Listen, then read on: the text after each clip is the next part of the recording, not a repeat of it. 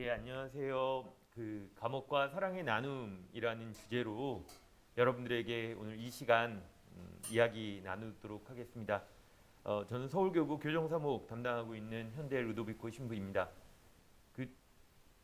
안 보이니까 제가 마이크는 벗고 이야기하도록 하겠습니다. 혹시 이제 더 발음이 잘 되도록 마스크를 벗도록 하겠습니다.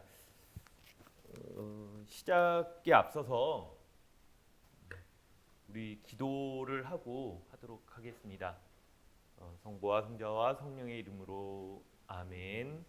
자비로우신 하느님 아버지, 회개하는 인간을 용서하시고 은총을 베풀어 주시니 찬미와 감사를 드립니다. 아버지께서는 의인 99보다 회개하는 죄인 한 사람을 더욱 소중히 여기시니 상처받고 감옥에 갇혀 있는 이들이 아버지의 무한한 사랑을 깊이 깨달을 수 있도록 도와주소서. 그들의 고통은 그들 자신만의 것이 아니라 더불어 살기에는 각박하고 차가운 우리 사회의 공동 책임이오니 저희가 그들의 고통을 함께 나누고 더불어 사는 세상을 위한 빛이 되어 참으로 인간다운 사회를 이루게 하소서. 우리 주 그리스도를 통하여 비나이다. 아멘. 성부와 성자와 성령의 이름으로 아멘. 예, 제가 이제 교정 사목을 한다고 했는데 그러면 교정이 뭐냐? 제가 주교님한테 전화를 이렇게 제가 요 소임 받을 때는 외국에 있을 때요. 그래서 주교님이 이렇게 해서 현충부 들어온다고 들었는데 다음 소임은 교정 사목 하는 게 어떻겠냐? 그래서 주교님 말씀하시니까 전화로 예 그랬죠. 근데 이제 교정이 과연 뭘까? 내가 이빨이 이렇게 어렸을 때 이빨 교정을 우리 어머니가 못 해줘서 항상 지금 되게 죄송스러워했는데 어머니가 미안해했는데 그리고 이빨 이렇게 튀어나온 사람들을 대상으로 하는 사목이 교정 사목일까 했는데 사실은 이 교정이라는 말이 이제 네이버에 보면 틀어지거나 잘못된 것을 바로잡음이라는 표현이 나옵니다. 그래서 이게 물론 이제 이빨도 교정하는 것도 요 한문으로 요 교정이라고 하지만 또한 이제 이 법률적으로 교도소나 소년원 따위에서 재소자의 잘못된 품성이나 행동을 바로잡는 것을 교정이라고 합니다. 그래서 우리나라에서는 감옥에 관한 모든 행정 업무, 법무부 산하에 있는 모든 그런 업무를 교정본부에서 합니다. 이제 수용자들에게 교육, 교화 활동, 직업 훈련 실시해서 출소 후에 사회에 잘 정착할 수 있도록 하는 그러한 업무들을 하는 것이죠.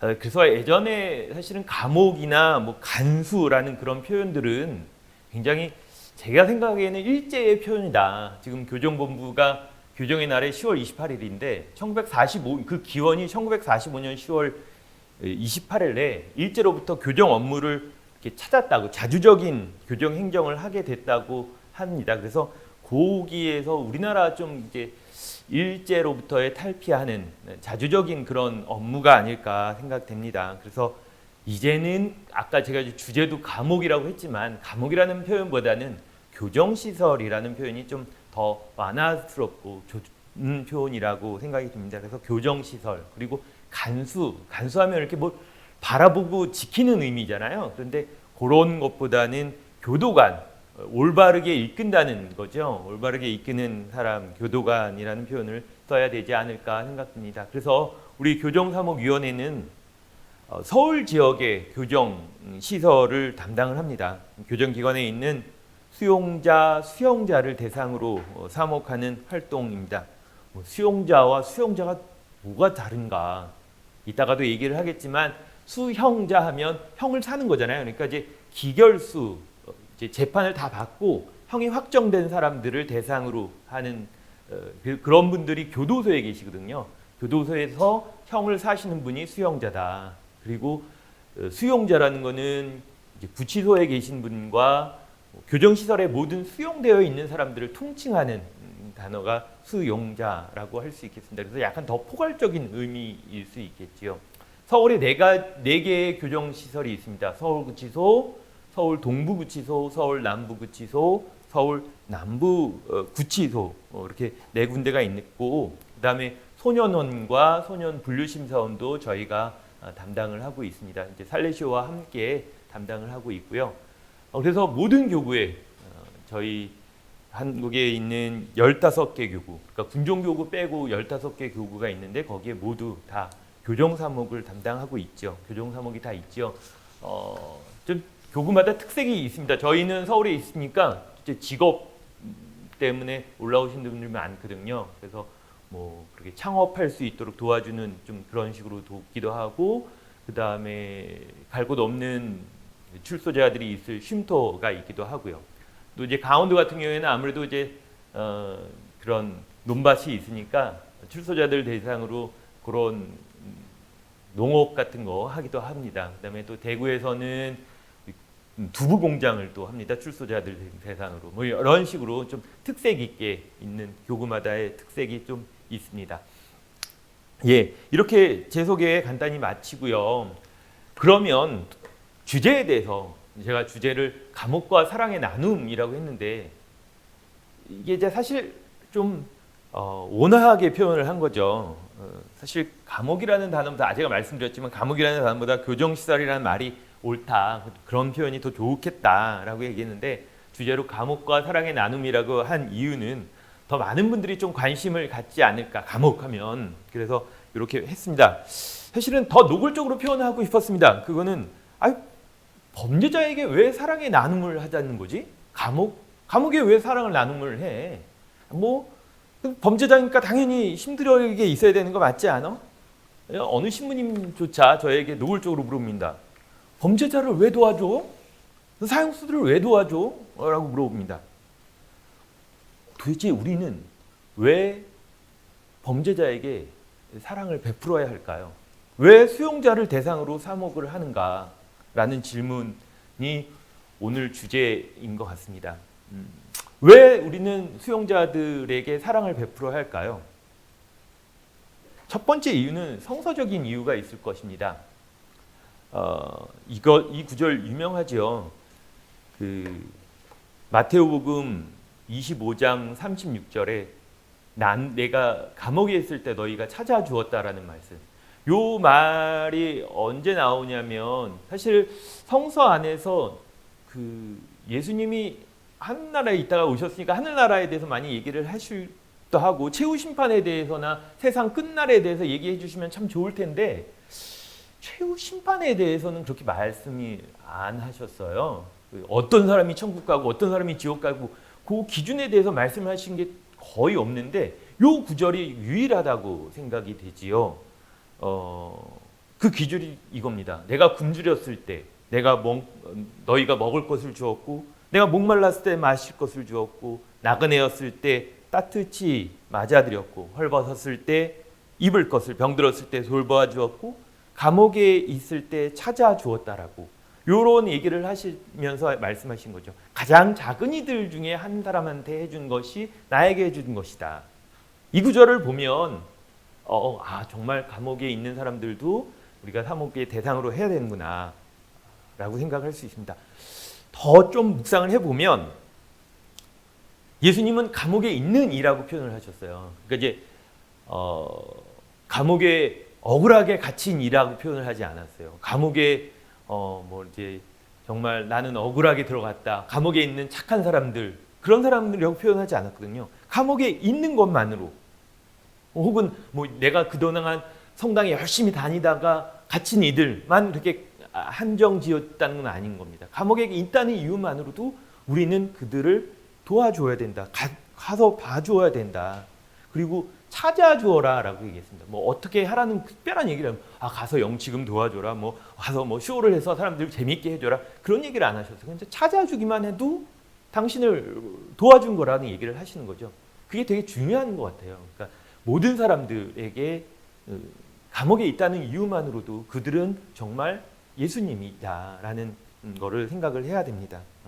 그러면 사실은 저 구절만이 아니라 여러 구절이 나오죠. 아까 우리 시작기도 할 때도 나왔지만 의인 99명보다 잃어버린 한 마리의 양이라는 표현을 쓰셨지만 그렇게 죄인 한 사람을 위해서 예수님 오셨다. 혹은 예수님 복음 선포는 의인을 위해서 한 것이 아니라 죄인을 위하여 오셨다라는 얘기, 뭐 세상 끝까지 복음을 전파하라고 하셨는데 그 세상 끝이 어디냐, 저 멀리 유럽이냐, 뭐 아시아냐, 그런 게 아니라 그 분명히 감옥도 포함될 것이다라는 것이죠. 세상 중심에서만, 뭐 성당 안에서만 복음을 전파하라는 것이 아니라 정말 세상 끝까지 소외된 곳 어디라도 가서 복음을 전파하라, 이런 식으로 생각하면 정말로 맞는, 예수님은 계속 그 성서 안에서 이 교정사목에 대해서 꾸준히 얘기하셨다. 말씀만 하신 것이 아니라 당신 삶으로도 보여주셨지요.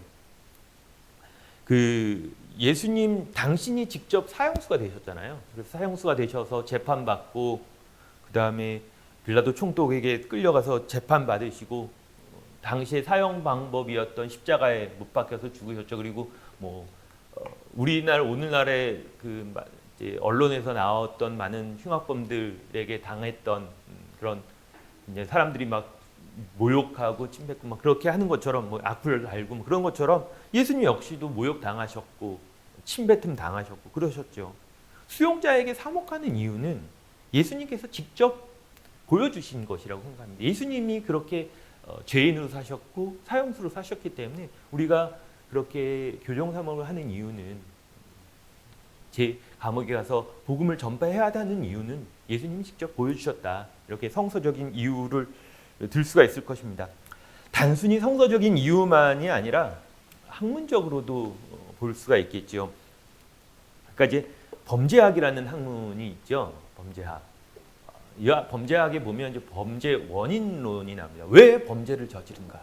사람들은 왜 범죄를 저지른가?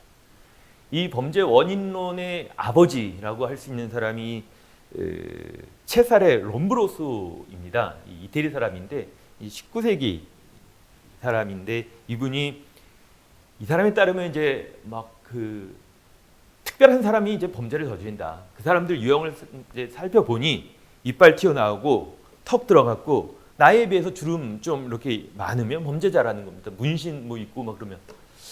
아니 그러면 보면 저도 이제 좀 이빨 튀어나오고 뭐 튀어나온 이마가 나오고 뭐 그 사람에 따르면 저도 이제 범죄자가 될 수 있는 거죠. 실제로 형사들은 이 이론을 도입해서 범죄자들을 막 잡아갖고 이렇게 했었다고 합니다. 이게 참 어이가 없죠. 웃기죠. 웃긴데 사실은 이 생각에 따르면 범죄자는 타고나는 것이다 라는 생각을 하는 거죠. 근데 오늘날 많은 드라마나 영화를 보면 이런 생각을 갖고 있는 듯 합니다. 범죄인 DNA가 따로 있다. 그래서 그 DNA를 갖고 있는 사람을 이렇게 추적해가서 그 사람을 이렇게 잡아서 죽인다. 뭐 그런 드라마 있고 영화 있고 그렇잖아요. 이렇게 험악한 생각 갖고 있는 사람들이 항상 영화에 보면 흉악범으로 나오고 그런 거 보면 우리는 꼭 특별한 사람만이 범죄를 저지르는 것처럼 생각을 하게 됩니다. 하지만 요즘의 범죄학 학자들은 이런 생각보다는 범죄 발생론보다는 왜 범죄를 저지르지 않는가, 질문을 바꾸는 거죠. 왜 범죄를 저지르는가가 아니라 왜 보통 사람들은 범죄를 저지르지 않는가라는 질문으로 그렇게 생각을 합니다. 이거는 미국의 트래비스 헐시 교수가 처음으로 주창한 이론인데요. 그러니까 이제 누구나 범죄를 저지를 수 있다는 거죠. 다만 그런 범죄를 통제해줄 기제가 있고 없고에 따라서 억제가 되느냐 아니냐를 얘기를 하는 겁니다. 그런 범죄 통제를 허시 교수님은 사회 통제, 그러니까 이제 사회 유대 관계가 중요하다라고 얘기를 하는 겁니다.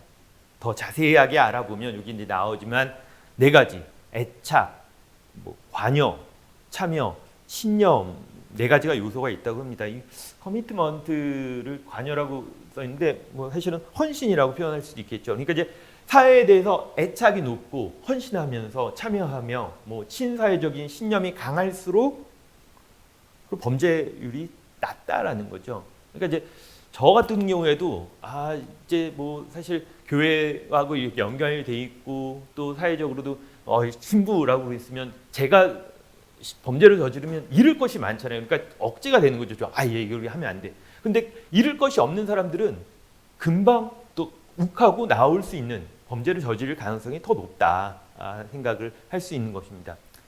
이 이론에 따르면 사실은 반대로 생각할 수도 있습니다.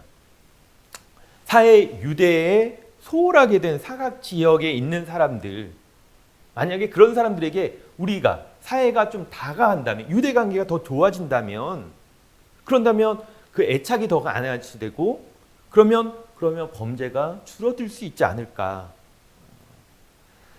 그 신용복 선생님의 감옥으로부터의 세세기라는 책 유명합니다. 읽어보신 분들도 많으실 거라고 생각되는데 그 책에 이제 보면 종교인식에 참여하면 그 종교에서 떡을 나눠준다고, 그래서 떡 때문에 나오는 신자들을 떡신자라는 표현을 씁니다. 그런데 이제 실제로 지금도 그런 표현이 감옥에서 있고 그런 분들이 꽤 돼요. 그래서 사실은 저는 그 떡 나눠주는 거, 우리 집 미사 때마다 떡 나눠주는 게 별로 좋아 보이지 않더라고요. 그런데 사실은 그게 굉장히 오래된 전통인 것 같아요. 군대에서 초코파이 나눠주고 감옥에서 떡 나눠주는 거는 굉장히 그 오래된, 그래서 바꾸기가 되게 힘들었습니다. 대신에 저는 이런 얘기를 자주 했습니다. 우리 천주교회가 뭐 돈이 엄청 많아가지고 남는 돈으로 여러분에게 떡 나눠주는 거 아니다. 다 여러분들의 사정을 듣고 알고 있는, 그리고 응원하는 그 후원회원들의 작은 돈들이 모여서 여러분들에게 이렇게 떡을 나눠주는 건데, 그 마음들이 담겨 있는 떡이다. 여러분들이 떡 받으면서 그 응원을 느꼈으면 좋겠다. 그렇게 얘기를 하면, 아니 여러분들 미사 나오라고 혹 아니면 뭐 세례 받으라고 떡 나눠주는 거 아니다. 사랑의 표현이다라고 얘기를 하면 신자분들, 다 큰 어르신이 그렇게 고개를 푹 숙이고 눈물 뚝뚝 흘리시는 분들이 계세요. 사회가 응원한다고 그러는데 어떻게 다시 사회의 범죄를 저지르겠습니까? 왜 수용자를 대상으로 사목하는가? 왜 수용자를 대상으로 사목하는가? 왜 범죄자를 대상으로 사목하는가? 앞서 신학적인 이유, 뭐 성서적인 이유 얘기했는데, 두 번째는 현실적으로 범죄 예방의 측면이 있다. 그리고 함께 사는 사회, 두 가지 측면을 생각할 수 있겠다 생각합니다. 범죄 예방, 그리고 함께 사는 사회.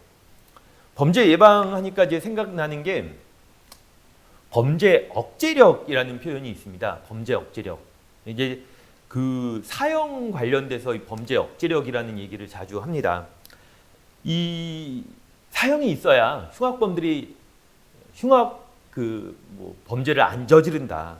그러니까 이제 무서워서, 나 사형당할까 봐 무서워서 안 할 수 있게 한다. 그런 경우죠. 그런데 사실 흉악범죄가 어떻게 일어나는가를 생각을 해보면 어떻게 일어나겠어요? 두 가지 경우가 있습니다. 우발적인 경우, 욱하는 거죠. 욱해가서 그냥 이렇게 흉악범죄를 저지르거나, 아니면 두 번째로는 계획적으로 하는 경우가 있습니다. 사실은 우발적인 경우에는 그런 사형에 대한 것들을 생각하지 못하고 욱하는 거기 때문에 사실은 범죄 억제력이 논의되기 어렵고, 혹은 계획적으로 할 때는 내가 잡힐 걸 생각하고 하진 않죠. 모든 증거들을 다 없애면서 안 잡힐 거라고 생각하고 합니다. 그러니까 그것도 범죄 억제력이 효용이 없습니다. 사실은 이거는 그래서 통계를 봐도 그렇습니다. 우리나라가 마지막 사형이 집행된 게 1997년 12월이거든요. 그래서 그 전과 그 후가 그렇게 흉악 범죄율이 다르지가 않아요. 유의미한 차이가 별로 없습니다. 똑같은 나라에서 똑같은 시기에 그걸 비교할 수 있는 게 미국이죠. 미국은 어느 주는 사형이 집행되고 있고 어느 주는 사형이 집행되지 않고 있거든요. 그 주의 흉악 범죄율이 그렇게 크게 유의미한 차이가 없고, 그래서 유엔에서는 이미 범죄 억제력과 사형과는 관계가 없다라고 선언을 했습니다.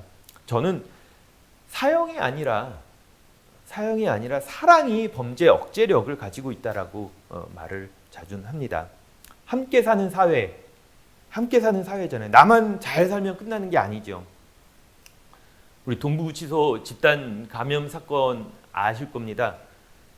감옥이라고 해도 따로 떨어져 있는 거 아닙니다. 격리되어 있지 않습니다. 사회가 병들면 그 병이 감옥까지 들어옵니다. 아무리 뭐 이렇게 격리를 시키려고 해도 그거는 따로 떨어질 수가 없다. 반대로 생각할 수 있죠. 감옥이 썩으면 사회 역시 썩습니다. 감옥에 사랑이 있으면 그 사회도 사랑이 피어난다. 저는 그렇게 생각합니다. 함께 사는 사회다. 우리가 그 출소자들, 범죄 경력자들에 대한 시선은 안 좋잖아요. 쟤 범죄 또 저지를 것 같아. 왜냐하면 아까 그 말한 것처럼 범죄 저지른 사람이 나하고는 다른 사람, 독특한 사람이라는 그 생각으로 바라보는 거기 때문에 그런데 그렇게 차갑게 바라보니까 이분들 나와서 취업 어렵습니다. 뭐 취업 걱정 없는 이재용 부회장 같은 사람은 상관없겠지만 정말로 경제 바탕이 어려운 사람들은 나와서 더 힘들어지는 거죠. 그러니까 이제 생계 위험에 몰리게 되고 앞서 언급한 사회적 유대에서 더 멀어지게 되는 겁니다. 더 범죄 위험성에 놓이게 되는 거죠. 만약에 건강한 사회라면 정말 자기 형벌, 자기 그 벌값을 다 마친 범죄 경력자들도 온전한 삶을 다시 살아갈 수 있도록 놓여져야 한다고 생각합니다. 일반 사람들처럼 똑같이 살 수 있도록 기회를 줘야죠. 갇혀있던 시간들 때문에 사실 그렇게 똑같이 살기도 쉽지는 않은데 시선마저 나쁘니까 더 힘들어지는 거죠. 앞서 왜 범죄를 저지르지 않는가라는 관점으로 보면 누구나 범죄 경계선 상에 있습니다. 우리도 범죄의 경계선상이 있다. 누구나 범죄를 저지를 수 있다. 실제로 그렇잖아요. 사실 뉴스에 나오는 흉악범만 있는 게 아니라 대기업 회장들도 들어가고 대통령도 들어가고 모든 유명한 정치인들도 들어가고 그렇습니다. 누구나 범죄를 저지를 수 있는 거죠. 우리 자신일 수도 있는 겁니다. 우리 미사 중에 죄인이라고 하잖아요. 내 탓이요 하잖아요. 근데 실제로 삶은 제 탓이에요. 뭐 그러는 것 같습니다. 제만 죄인이에요. 사실은 사회적 연대로 본다면 우리 신앙인들이 정말로 탓이 없을까? 돈이면 다 된다라는 이 사회, 권력만 가지면 다 된다는 그런 세상에서 그게 아니야. 그것만이 아니야. 그것보다 더 소중한 게 있어. 중요한 가치가 있어. 그런 것을 우리 신앙인들이 생활에서 보여줘야 되는데 주변에 보여주면서 정말 빛과 소금으로 살아가야 되는데 그렇지 못한 우리의 잘못도 있지 않을까. 저는 그런 생각을 합니다. 그래서 사회교정사목위원회라고 했는데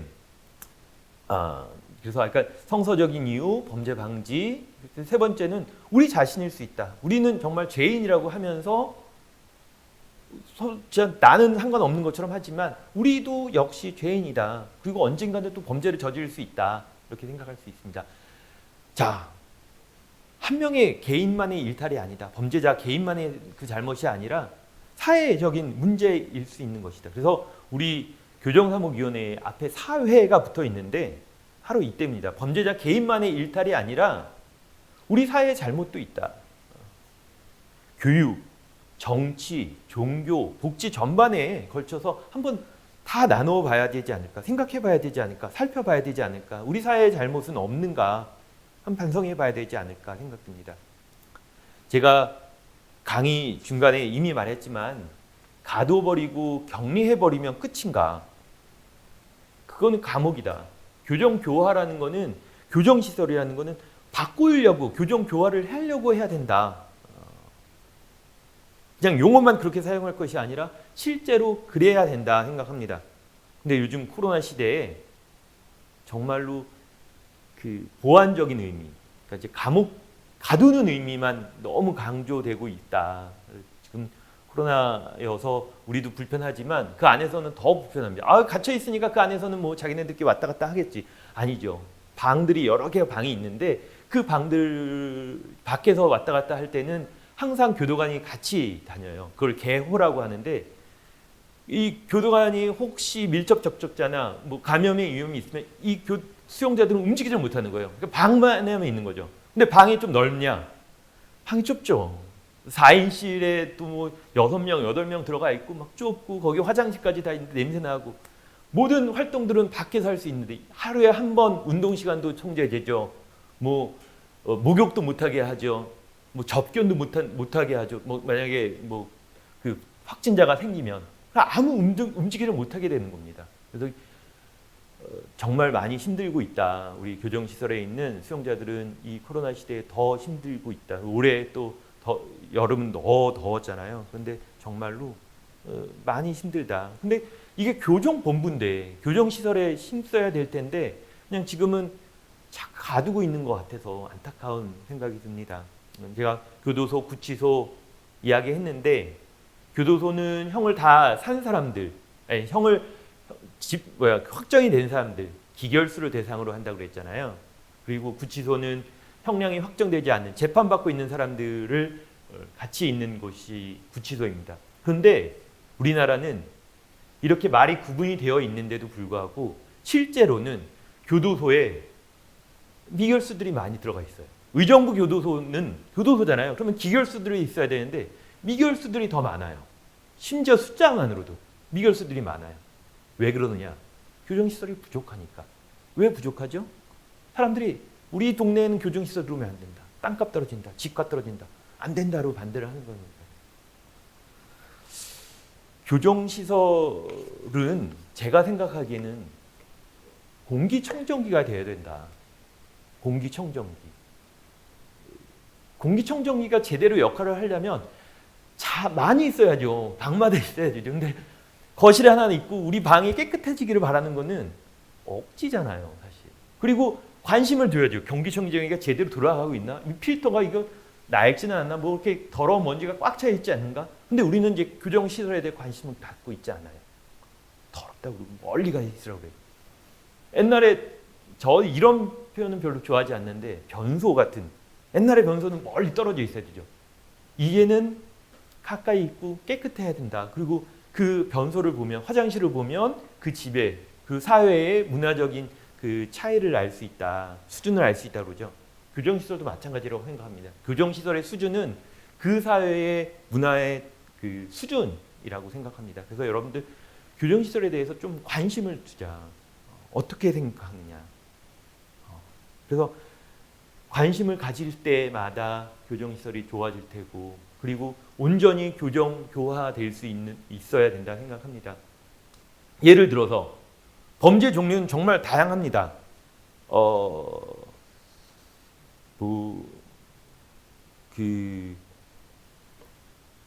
뭐가 있죠? 사기, 절도, 주거 침입, 횡령, 폭행, 뭐 공무방해, 여러 가지 있는데 다 그냥 감옥에 가둬버려요. 이게 웃기잖아요.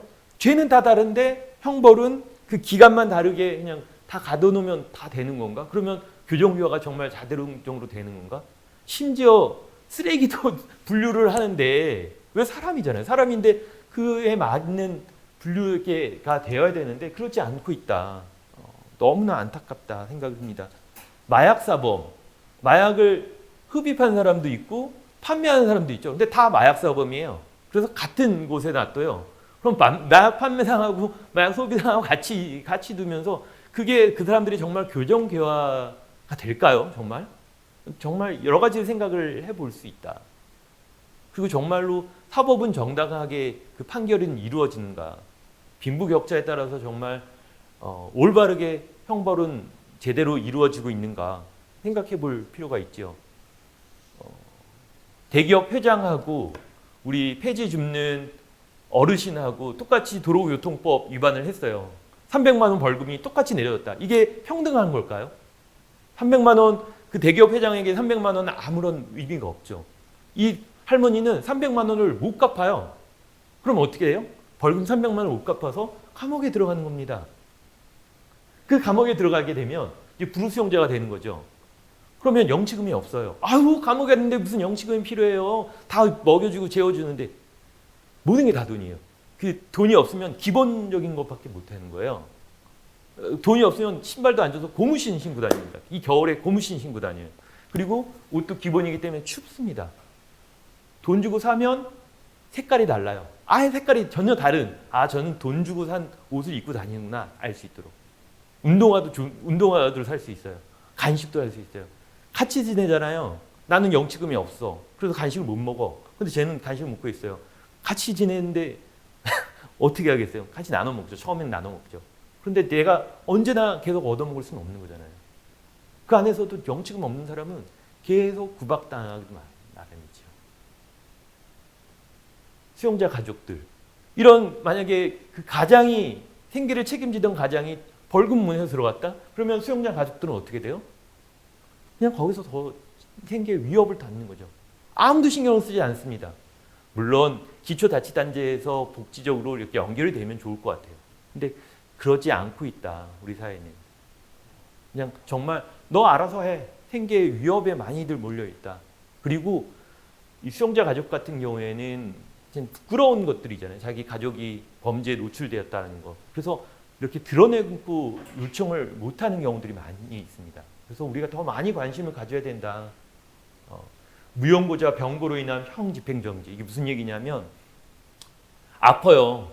아픈데 아프게 되면 이제 더 이상 그 형을 못 살게 됩니다. 그러면 형 집행정지가 이루어집니다. 그런데 노숙인 같은 경우에는 벌금 못 내서 들어온 사람 같은 경우에는 가족들이 없잖아요. 가족들이 있어도 받지 않으려고 그래요. 출소자죠. 범죄자죠. 이 사람 받아봤자 계속 병원값만 나가죠. 안 받으려고 그래요. 구치소에서는 형 집행정지가 됐으니까 내보내야 되는데 아무도 이 사람을 받을 사람이 없는 거예요. 그럼 어떻게 합니까? 아무도 신경을 안 씁니다. 우리 사회교정사무위원회, 특히 교회가 관심을 가지고 이러한 사람들에게 대해서 신경을 써야 된다. 더 우리 모두가 더 신경을 써야 사회가 나아질 수 있다라고 생각을 합니다. 제가 말이 너무 많아가지고 할 준비하는 건 많은데, 그래서 우리 사회교정사무위원회가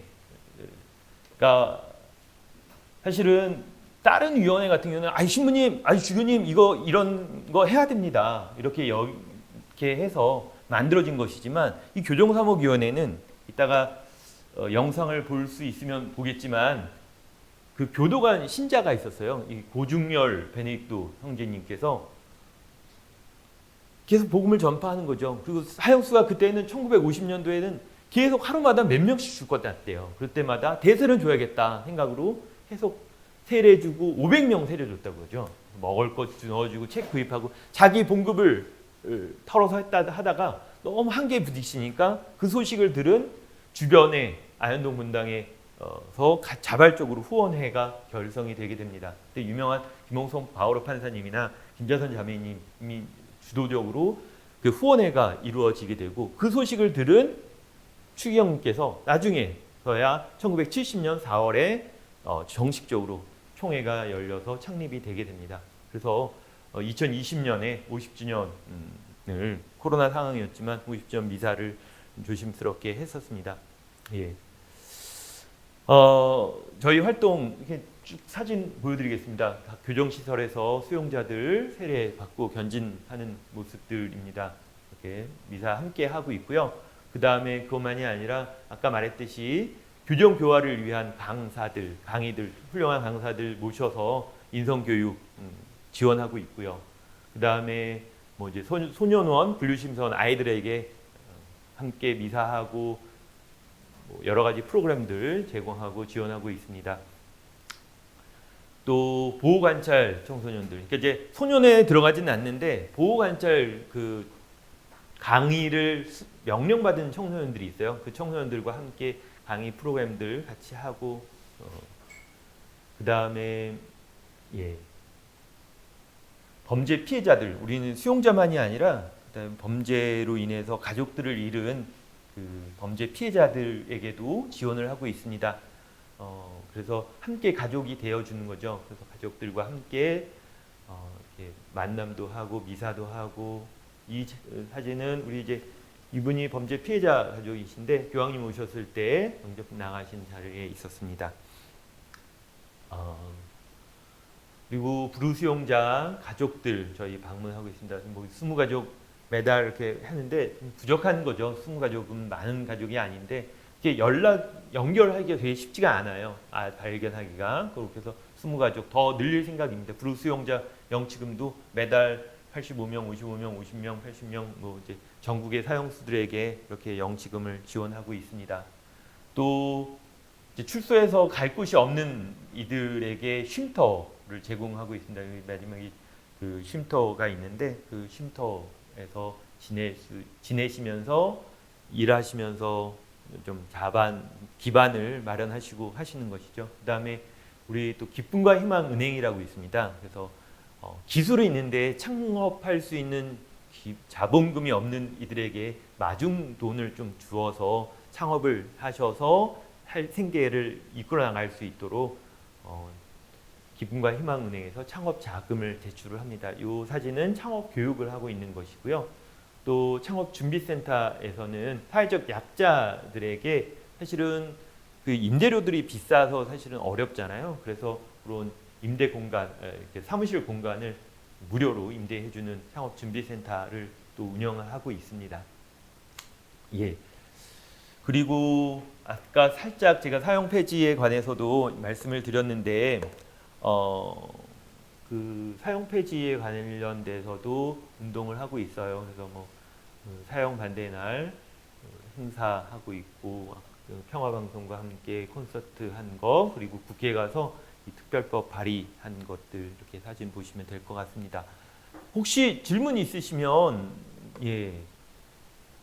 여기 질문에 보시면 슬기로운 감방 생활을 보니 종교별로 행사도 하던데 실제로 수용자들 대상으로 진행하는 연례 행사가 있나요? 노래자랑이나 골든벨 같은 경우에 연례 행사라기보다는 했었죠. 코로나 이전에는 연례 행사가 매년 그런 게 아니라 노래자랑 같은 경우에도 이제 그 교도구치소 쪽과 합의해서 행사도 하고 또 가수들 모셔서 이렇게 행사도 하고 연극도 하기도 하고 그런 행사들을 했었습니다. 다들 저는 그게 행사가 얼마나 큰 의미가 있을까 했는데 교도관들 얘기를 들어보면 하기 전과 하기 후가 분위기가 완전히 달라진다고 합니다. 사람들이 이 스트레스나 그런 억압이나 그런 것들이 많은데 확실히 기분이 좋아지고 이 힘들어진 것들이 많이 편해진다라고 얘기를 합니다.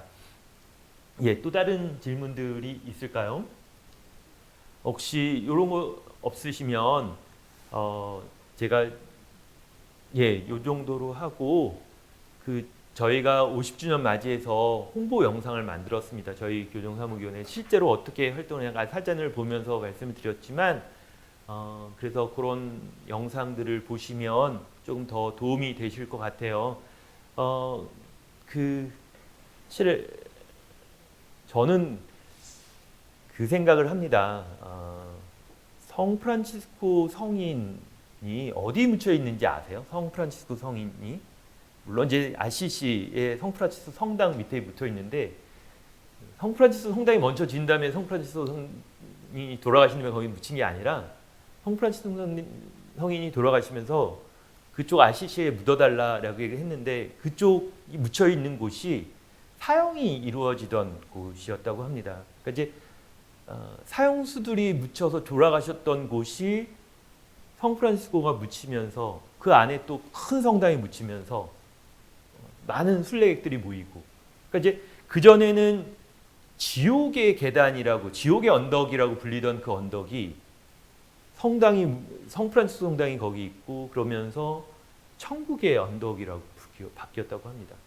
구치소도 그런 것 같아요. 서울구치소 같은 경우에는 아직도 사형터가 있고 사형수들이 있는데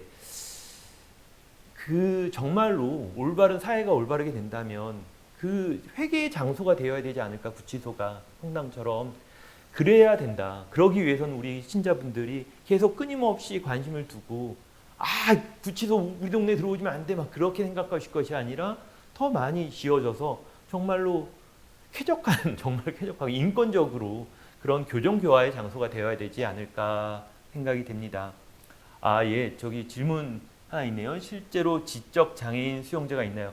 많은 수가 있습니다. 정말로 많습니다. 이것도 제가 아까 말씀드리려다가 시간이 없을 것 같아서 줄여뒀는데 정말로 정신이 안 좋으셔서 들어오신 경우도 많거든요. 그분들은 치료를 받으셔야지 감옥에 있으면 되는 게 아니에요. 근데 그분들도 수용되어 있죠.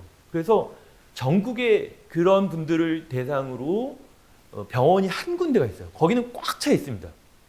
정말로 너무 안타까워요. 그런 분들은 사실은 가두어 놓을 것이 아니라 치료를 받아야 되는 경우가 있는데 다 뭐든지 감옥에 보내야 된다 생각하는 게 아니라 좀 분리가 돼야 되지 않을까 생각을 합니다.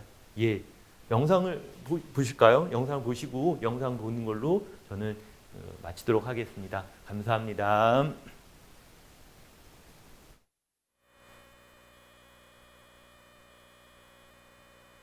뭐 차도 없어요. 그때 무슨 거기서 세종로 성당에서 그 샤먼수까지 가려면 한참 그래야 돼. 뭐 신부님을 내가 데리고 각 감방마다 다니면서 모이진 못했죠. 그 나중에 김선추 의원님 와서 견진 주고 그랬어요. 그때 각 분당에 다 다니면서 회원 모집하느라고 신부님들한테 가서 구버거리고 얼마나 내가 그랬는지 모르겠어요. 구두를 내가 4컬이나 잊어버렸다고 그랬잖아요. 사형수이 천주교로 귀의를 하면 이게 험악한 사람들이 아주 어린 양이 되는 거예요. 정말 그들과 함께 그들의 아픔을 들어주는 거. 뭐 내가 너를 어떻게 뭐 좋은 길로 인도하려고 왔다 이런 그런 생각은 감히 하지도 못했고. 내 사제생활 40년에 제일 보람된 기간이 언제였느냐. 제일 어렵게 사모했던 교도소 사모. 6군데를 내가 받았거든. 참 그때 한 1년 진짜 열심히 했어. 당신도 어려우면서도 그 제소자들을 위해서 이렇게 열심히 일하시는 평신도들이 있었죠. 그러니까 그분들에 의해서 사실은 교도사목은 그 양국에는 발전되어 왔던 것 같아요. 뭐 1000명 중에 1명이라도 우리가 건지면 그걸 바라고 우리는 다녀야 된다. 그런 데 보람을 느끼고 우리는 또 계속 꾸준히 일을 한 거예요.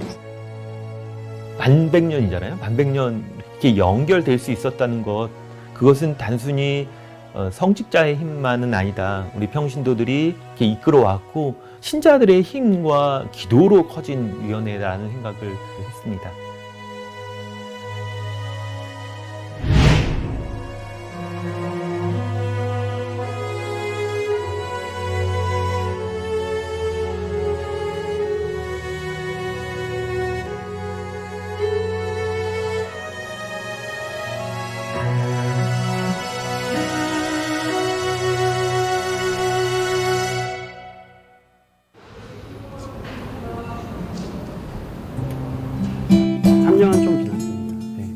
솔직히 제도자 입장으로 보면 되게 많이 약해지고 흔들릴 수밖에 무너질 수밖에 없습니다. 근데 교정 사무분들이나 봉사자분들이 계시면 솔직히 지탱이 돼요.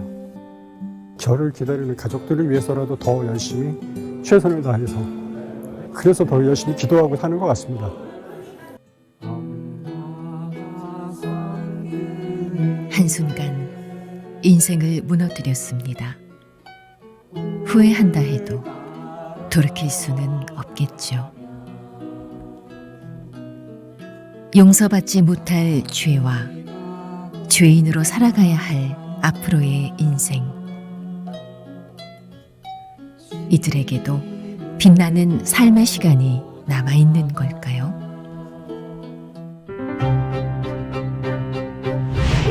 오래전부터 구치소 재소자들과 벗으로, 가족으로 어울려 사는 이들이 있습니다. 저마다의 재능과 사랑으로 특별한 이웃을 사귀고 있는 사람들. 매주 구치소를 찾아 10년째 재소자를 만나고 있는 김순애 씨도 그런 봉사자들 가운데 한 명입니다. 처음에 시작했을 때는 좀 올 때마다 사실은 좀 겁이 나고 다른 사람이라고 생각을 했어요. 이분들하고 저희는 다른 사람들이다. 그런 마음이었었는데 시간이 지나가면서 다른 사람이 아니라 저희도 똑같은 사람, 하나님이 저희를 보시는 것처럼 이제 그런 마음이 자꾸 생기더라고요. 예쁜 꽃을 보면 기분이 좋아지는 것도 똑같습니다. 담장 안과 밖에서 서로 무심하게 살아가고 있지만 하느님 보시기에 그들과 우리는 무엇이 다를까요? 사실 한국천주교회가 교정사목에 관심을 두게 된 것은 한 사람의 평신도 때문인데요. 한국전쟁 참전 직후 교도관이 된 고중렬 씨가 그 주인공입니다. 전쟁 직후 교도소엔 많은 사상범들이 수감돼 있었습니다. 공산주의자와 간첩도 넘쳐났지만 무고한 양민도 적지 않았다고요. 요6.25 때 그 지리산 톱을 하면서 이제 잡혀온 사람들, 그 양민들이에요, 그전 다. 인민군이 와서 밥 해달라고 이제 총각 때 되면 다 밥 해줬단 말이에요. 부여. 그걸 다 사용해요, 전부 다 사용. 보기 너무 안 됐어요. 너무 불쌍한 사람들이죠. 하루에 10명씩 사형이 집행되곤 했던 삼엄한 시절이었습니다. 독실한 신자였던 고중열 씨는 절망 속에 죽어가는 이들이 안타까웠죠. 그래서 사형수들의 영혼만이라도 구해보자는 생각에 감방을 돌아다니며 교리를 가르치기 시작했습니다. 그렇게 19년 동안 그는 500명이 넘는 재소자들의 대부가 됐고 대세를 준 사형수만 해도 수백 명에 이릅니다. 때마침 세종로 본당 주임이었던 박귀훈 신부와 김홍섭 판사가 같은 뜻으로 교정사목에 뛰어들었고 구치소 인근 본당의 부인회도 나서서 사형수들의 장례 비용을 마련하고 세례를 도왔습니다. 샬트르 성바오로 수녀회도 힘을 보탰죠. 이렇게 평신도가 주축이 된 헌신적인 노력들이 결실을 맺어 1970년 마침내 가톨릭 서울대교구 교도소 후원회가 정식 발족됩니다. 이듬해인 교정사목을 전담하는 지도 신부도 정해졌죠. 비로소 교회 안에서 제대로 틀을 갖춘 교정사목의 역사가 시작된 것입니다. 그때는 그 사상범들이 많을 때니까 사형 집행을 해도 그 시신을 제대로 거두어주는 사람이 아무도 없었어요. 그러면 천주교에서 그거를 시신을 다 거두어서 신자들 묘지에 이렇게 안장을 해주니까 이게 그 우리 의식이라든가 이런 것이 작용하면서 그런 그 사상범들이 전부 천주교 신자가 되고 교도소가 아주 조용해지는 거예요. 무엇 하나 넉넉한 것이 없었던 시절, 부족함을 채운 것은 지치지 않고 사랑과 열정을 재소자들에게 온전히 쏟아부었던 여성 봉사자들이었습니다. 아니 우리 지금 막내는 저기 학교에서 이렇게 아버지 어머니 이렇게 직업 뭐 이런 거 뭐 써오라는 거를 써가지고 왔는데 한 번 내 담임을 만나러 갔더니 어머니가 교도관이에요? 그래요. 왜 그러니까 아버지 은행원, 엄마는 교도관 이렇게 썼더라고요. 교정사목을 널리 알리기 위해 더 다양한 종교 프로그램을 마련하기 위해 좀 더 많은 후원자를 모아 풍성한 사목을 펼치기 위해 가진 아이디어를 짜내고 발품을 아끼지 않았던 긴 시간들이 있었습니다. 그리고 1994년 사회교정사목위원회라는 이름으로 서울대교구 사회사목부에 소속되어 오늘에 이르기까지 한국천주교회 교정사목은 시대의 요청에 귀를 기울이며 묵묵히 성장해 왔습니다. 하느님께서 함께하고 있다, 하느님이 이 자리에 있다라는 것을 보여주는 역할이 교회가 해야 되는 것이고 우리 신앙인들의 역할이라고 생각합니다. 그래서 계속 교정사목은 교정시설이 있는 한 그리고 교정기관이 있는 한 계속 있어야 되고 계속 감옥에 갇힌 사람들한테 나아가줘야 된다 생각합니다. 51년 현재 교정사목은 수용자 중에서도 소년범을 위한 전문 프로그램을 운영할 정도로 정교해졌고 출소자 자활을 돕기 위한 지원 사업도 이전보다 훨씬 다양하게 이루어지고 있습니다.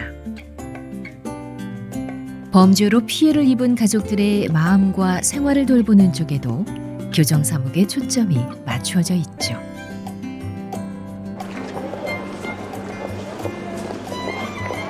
(2008년) 출소자들의 자립을 돕기 위해 설립한 기쁨과 희망은행은 3년 이내 출소한 사람이나 피해자 가족에게 최대 2천만 원까지 무담보 대출을 제공하는데요. 꼼꼼한 창업 교육과 지속적인 컨설팅으로 조금씩 열매를 맺고 있습니다. 성급한 투자로 인한 실패를 줄이기 위해 창업 지원도 더 탄탄하게 맞춤형으로 제공할 수 있게 됐습니다. 이제는 출소자뿐 아니라 북한 이탈 주민도 도움을 받을 수 있습니다. 또 하느님이 주신 생명을 인간이 빼앗아선 안 된다는 양심으로 사형 폐지 운동도 꾸준히 펼치고 있는데요. 가족조차 외면한 쓸쓸한 죽음이 묻힌 이곳 사형수들의 묘역에서 교정사목위원회는 매년 위령성월 미사를 봉헌하면서 구인을 끝까지 기억하고 있습니다. 죄는 미워도 사람은 우리 이웃으로 따뜻하게 받아들이려는 선한 마음들도 여전히 우리 가운데 있습니다. 이분들은 곧 교정시설로 파견될 예비 봉사자들입니다. 죄를 통해 만나게 될 영혼이 아픈 사람들과의 새로운 인연은 우리 삶을 또 어떻게 변화시킬까요? 사람이 응답하지만 뜻은 하느님이 이루십니다. 한국천주교회가 교정사목의 부르심에 응답한 지 50년. 앞으로도 하느님이 펼쳐가실 놀라운 구원의 역사에 우리는 함께할 것입니다.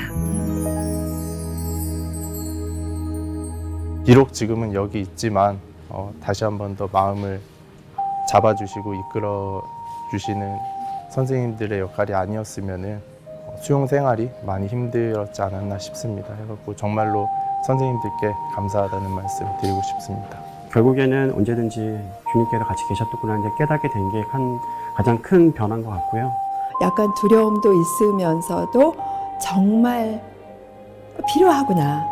주님의 말씀이 정말 필요하구나. 사실 수용 생활이 굉장히 힘듭니다. 가족 생각도 많이 나고 자신의 반성도 하는 그 기간이지만 굉장히 힘든 기간인데 교리 시스템이든 이런 천주교 집회든 이런 게 여기 있는 수용자들한테는 너무 큰 힘이 되고 저희를 진심으로 생각해주고 저희를 위해 기도해주는 거에 너무 감사하고 이 중에 단 한 명이라도 이런 좋은 추억을 갖고 나를 사랑해주고 따뜻했던 마음으로 동반해줬던 분들이 있다는 기억이 있으면 충분히 우리가 가치 있는 일이고 진짜 그거는 소망이에요. 제 사랑하는 딸하고 저희 집사람하고 저희 가족들과 성당에서 정말 미사를 꼭 드리고 싶고 진짜 은총을 받고 싶습니다. 진짜 자면서도 꿈을 꿉니다. 같이 성당가는 꿈을 꾸고